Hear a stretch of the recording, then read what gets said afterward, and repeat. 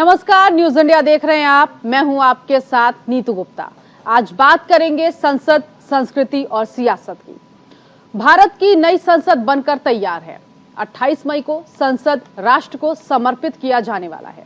PM Narendra Modi के हाथों संसद की नई इमारत का उद्घाटन कार्यक्रम तय है। रविवार के दिन सुबह 7:30 बजे से कार्यक्रम शुरू होंगे। 2-2:30 बजे तक उद्घाटन कार्यक्रम चलेगा। सुबह से दोपहर तक का पूरा कार्यक्रम कुछ इस तरह से होगा जो अब हम आपको बता रहे हैं। सुबह 7:30 से 8:30 तक हवन पूजा होगी। इसके बाद आपको बता दें, पूजा के लिए पंडाल गांधी मूर्ति के पास लगाया जाएगा। तो ये कार्यक्रम जो है वो सुबह के वक्त किया जाना है। इस पूजा में पीएम नरेंद्र मोदी, लोकसभा स्पीकर ओम बिरला, राज्यसभा के डिप्टी चेयरमैन सहित कई मंत्री मौजूद होंगे जिन्हें इनवाइट किया गया है। इसके बाद 8:30 से सुबह के 9 बजे के बीच में लोकसभा के अंदर सेंगोल को स्थापित किया जाएगा जो आज पीएम को दिया गया है। सुबह 9 से 9:30 बजे प्रार्थना सभा आयोजित होगी। ये तकरीबन आधे घंटे की सभा है, ये की जानी है। इस प्रार्थना सभा में शंकराचार्य सहित कई बड़े विद्वान, पंडित, साधु संत उपस्थित होंगे। तो ये पहला चरण सुबह के वक्त आपने जान लिया। अब दूसरा चरण दोपहर 12 बजे से शुरू होगा। इसे भी देख लेते हैं कि क्या क्या होना है, क्या क्या कार्यक्रम रखे गए हैं। राष्ट्रगान के साथ दूसरे चरण का कार्यक्रम जो है वो शुरू किया जाएगा। इस मौके पर 2 शॉर्ट फिल्मों की स्क्रीनिंग की जाएगी। ये दोपहर के कार्यक्रम हम आपको दिखा रहे हैं। राज्यसभा के डिप्टी चेयरमैन के द्वारा उपराष्ट्रपति, राष्ट्रपति का संदेश पढ़ा जाएगा। राज्यसभा में विपक्ष के नेता का भी इस मौके पर संबोधन प्रस्तावित है। इसके बाद लोकसभा स्पीकर का संबोधन होगा और फिर 75 रुपए का एक सिक्का और स्टैंप को भी रिलीज किया जाएगा। अंत में पीएम नरेंद्र मोदी का संबोधन होगा। करीब 2 से 2:30 बजे तक कार्यक्रम का समापन किया जाएगा। तो 2 चरणों में ये कार्यक्रम होंगे। सुबह से लेकर शाम तक का, यानी कि दोपहर 3 बजे तक का कार्यक्रम हमने आपको समझा दिया। अब आगे जानते हैं। नए संसद के लोकार्पण कार्यक्रम को लेकर तैयारियां जोर शोर से चल रही हैं। देश दुनिया की नजर इस पर बनी हुई है। नया संसद भवन 28 महीनों में बनकर तैयार हुआ है। इसके निर्माण में 1000 करोड़ रुपए से ज्यादा का खर्च हुआ है। इसे तमाम आधुनिक सुविधाओं से तैयार किया गया। नए परिसर में कार्यालयों को अल्ट्रा मॉडर्न फैशन में डिजाइन किया गया है जो नवीनतम संचार तकनीकों से लैस है। ये तस्वीरें आप देख सकते हैं, नए संसद भवन की तस्वीर जो बेहद सुरक्षित और कुशल है। जो कुछ भी कमियां पुराने संसद भवन में रही, उन तमाम कमियों को दूर करने का पूरा प्रयास किया गया है इस नए संसद भवन में। काफी हाईटेक और खूबसूरत डिजाइन से तैयार किया गया नया संसद भवन अपनी खूबसूरती के लिए सुर्खियों में है। नए भवन का हर हिस्सा बेहद खास नजर आता है। पुराने संसद भवन पर ब्रिटिश वास्तुकला की झलक मिलती है, जबकि नए संसद भवन की बात की जाए तो नए संसद भवन को आधुनिक स्वरूप दिया गया है। नया तरीका और नए डिजाइन के साथ इस संसद भवन को तैयार किया गया।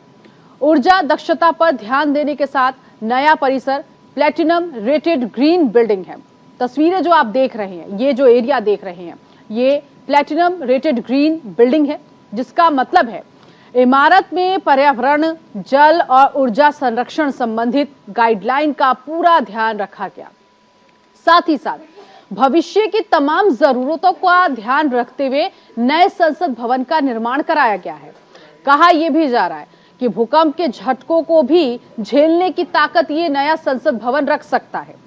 पुराने संसद भवन से ये काफी बेहतर और बड़ा है। आकार जो इसका है वो पुराने संसद भवन की तुलना में अगर कहें तो ये काफी बड़ा है, क्योंकि सांसदों की संख्या भी बढ़ चुकी है और कई चीजों का ध्यान रखा गया है जो पुराने संसद भवन में जो कमियां देखी गई थी वो नहीं है।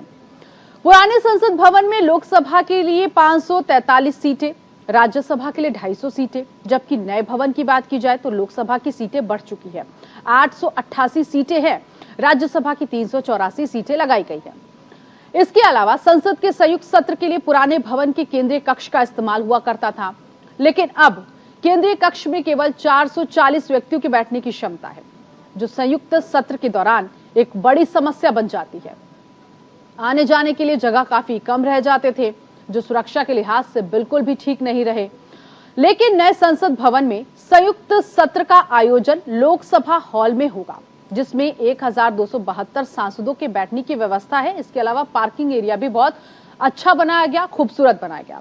नई इमारत में biometrics, language system, programmable mic भी लगाए गए हैं।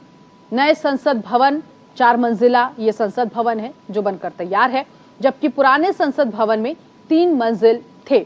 अब ऐसे में नए संसद की जो बिल्डिंग है लगभग 64,500 वर्ग मीटर में बनी है। पुरानी की बात कर लेते हैं। पुरानी संसद भवन 24,281 वर्ग मीटर में बना। नया संसद भवन, जिसकी डिजाइनिंग गुजरात की एक आर्किटेक्चर फर्म HCP डिजाइन्स ने तैयार की है, जबकि निर्माण टाटा प्रोजेक्ट्स लिमिटेड ने किया है। तो ये कुछ खास बातें हम आपको बता रहे हैं। पुराने संसद के निर्माण में ब्रिटिश वास्तुकला की झलक दिखाई देती है, जबकि नए में HCP डिजाइन ने नए संसद को नया आधुनिक स्वरूप दिया है।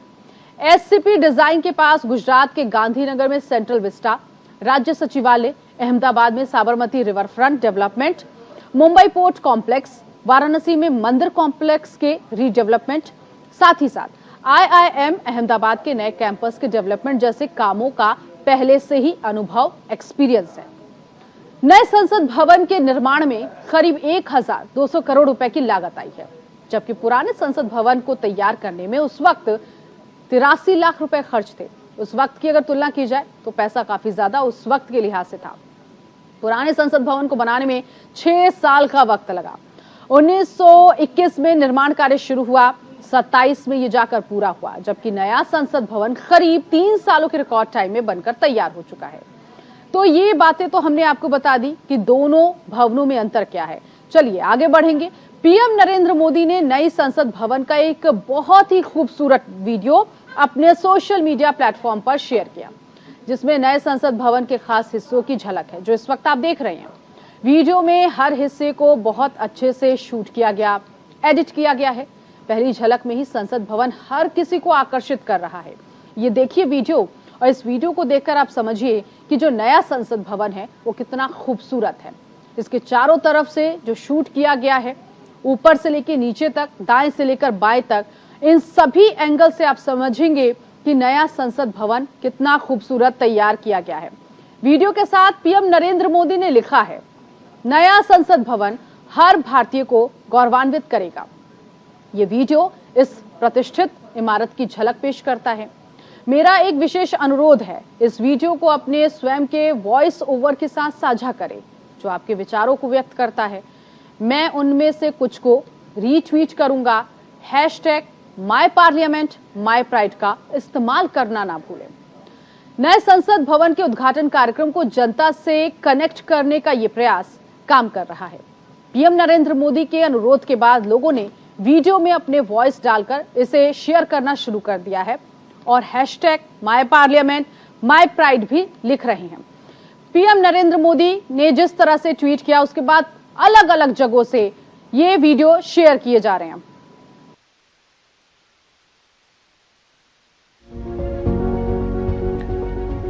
भव्य दीन द्वार है जिसके, ज्ञान शक्ति और कर्म नाम है उसके, कोई चाहकर भी जिसकी दीवारों को हिला नहीं पाएगा।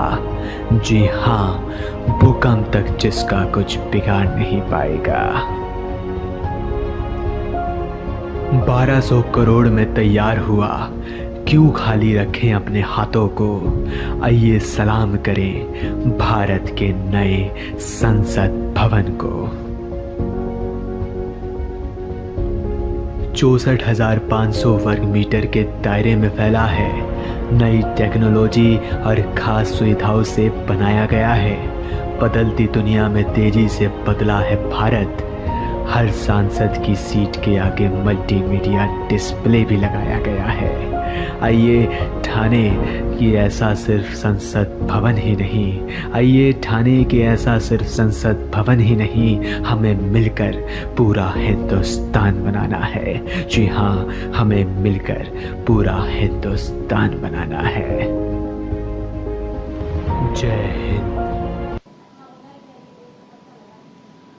तो लोगों ने वॉइस ओवर करके ये वीडियो जो है वो पीएम तक पहुंचाया है, पीएमओ तक पहुंचा है, उसके बाद इसे लोगों तक पेश किया गया पीएमओ की तरफ से।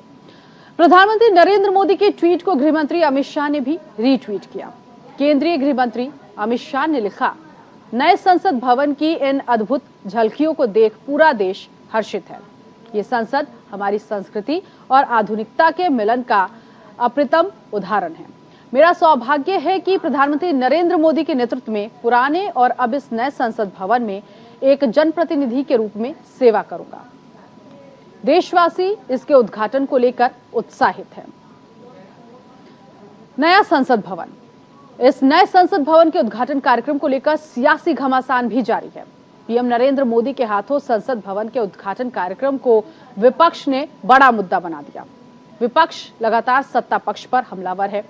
विपक्ष का कहना है, नए संसद भवन का उद्घाटन राष्ट्रपति को करना चाहिए।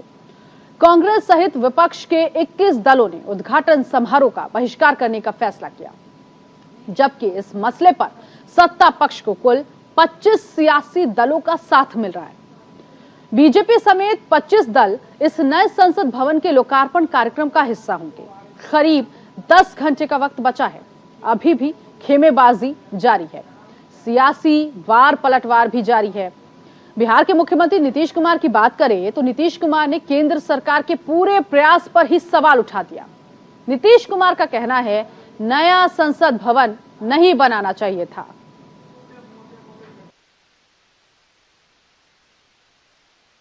शुरू में भी बात हो रहा था कि बन रहा है, ये हो रहा है, तो हमको तो अच्छा नहीं लग रहा था कि जो इतिहास है, अरे आजादी हुई तो जो चीज पर फिर जहां पर से शुरुआत हो गया तो उसी को और विकसित कर देना चाहिए।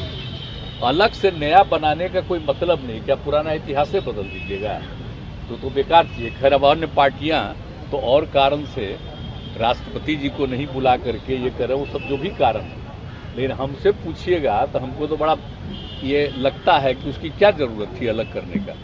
जो था बिल्डिंग उसी को न करना चाहिए था। जैसा आज जो इतिहास है उसको भुला दीजिएगा क्या, कल होकर के इसको खत्म कर दीजिएगा तो क्या पता चलेगा। तो आप जान लीजिए अब जो शासन में आजकल है, हम बराबर कह रहे हैं, उस सारे इतिहास को बदल देंगे। आजादी की लड़ाई के इतिहास को बदल देंगे।